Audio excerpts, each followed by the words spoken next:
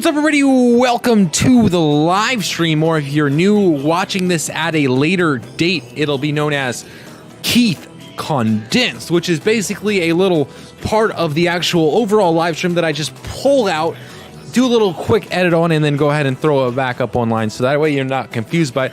Typically, these videos are posted a few days after the actual article is published, so if you're watching this video later and you're like, wow, this happened today, probably not. It probably happened about 3 to 5 days ago. But today what I wanted to talk about was an article that I found on Yahoo Finance written today by Melody Ham. The title of the article is "Nearly Half of America Isn't Getting Rich Off the Historic Bull Run." Now, if you're like sitting there and you don't know much about investing and you're like, what the heck is a bull run? A bull run is where the market continues to grow and the charts, you know, continue to just keep on going up and up and up. That would be considered a bull run. And so half of America is not getting rich off this historic bull run. And if you're sitting there like bashing your head against the wall and you're like, how come Americans are not in on this bull run? Like, what the heck is going on? You know, like you're sitting there and you're thinking that. Well, let's just go ahead and take a deeper look into the actual article. So on the actual article, they did a study on 5,000 different people. I guess it was like a questionnaire or a survey or something like that. I'm trying to figure out the companies. So it was by Go Banking Rates, found that 43.8% of respondents answered no when they were asked if they are currently investing their money. So there's only about 66% of us that are investing our money.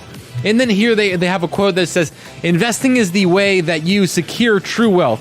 There's this pervasive idea nowadays that it just takes a paycheck to achieve wealth," which is completely false. That's certainly true for some individuals. Yeah, I mean, if you could open up a swing trade or a day trade and go ahead and take 100% or something like that, for sure, and do that a few times. But I mean, long term, it's not really going to be the most successful thing. But then they, go ahead and say that investing is how you get there, and many Americans aren't doing that, or basically missing out on that. And then also, I guess in the actual survey, they asked Americans like how much they were investing, or how much they had, I guess, in their investments, and they said that there was an inverted bell curve with basically 29% of people investing $50,000 or more, and then they had this dip, right? There was nobody in the middle investing around $25,000 or $10,000 or even $5,000. And then they said that there was another 27% over on this side that was about $99, about $1,000 or less exposed into the market. So there was this like 50% on both sides, and in the middle it was kind of like just like, well, like we don't know, inverted bell curve, right? That's where most of the people are missing out. And actually, like, to be honest, it's probably the rich people that are investing, the poor people that are investing, but there's this middle class area of people that are not investing at all. I guess something to consider, and towards the end they talk about it, is that the question that was asked, are you currently investing your money? The researchers did not tell people answering these questions, respondents, that, like 401ks do count as investments, and your pension or whatever, like that kind of stuff, like owning a house might be an investment, like that kind of stuff. They didn't give any additional context. All they did was ask a simple question, are you currently investing your money?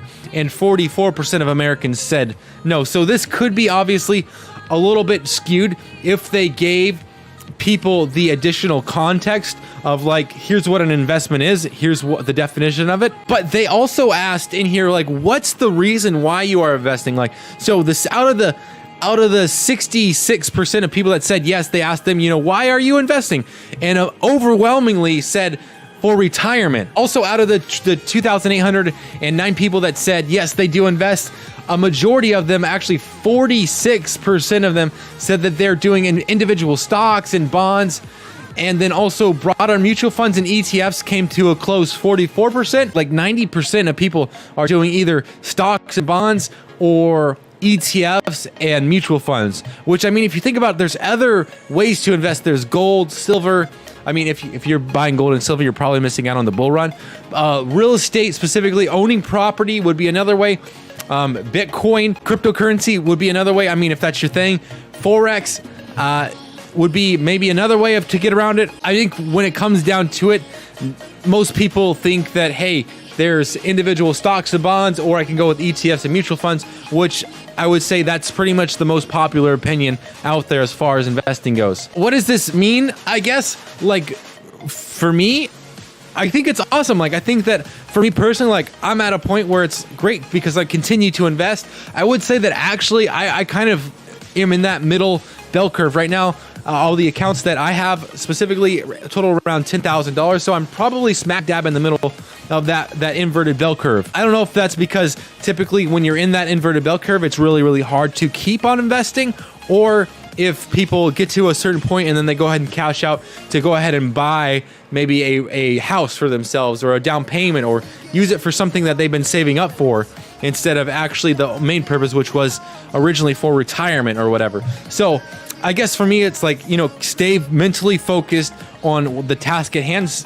Keep that goal in front of you, or where you want to be in the next 5, 10, 20 years. And then keep making those regular deposits to make that happen, to set yourself up for your future in the next 30 years. Anyways, we'll go ahead and leave right there. What are your thoughts? Are you currently investing in the market? If so, where do you fit on this inverted bell curve line? Are you more towards the $50,000 range, or are you more towards just $1,000 range? I would say any amount of investing definitely helps. And I would say that on the smaller accounts, making those regular deposits, getting yourself a great dollar cost average, I think is a great way to go about it. But anyways, I would love to know your thoughts and opinions, comments, and criticisms down in the comment section below. Anyways, until next time, it's your boy, Coach Keith. Thank you for watching. I really appreciate it. Peace out.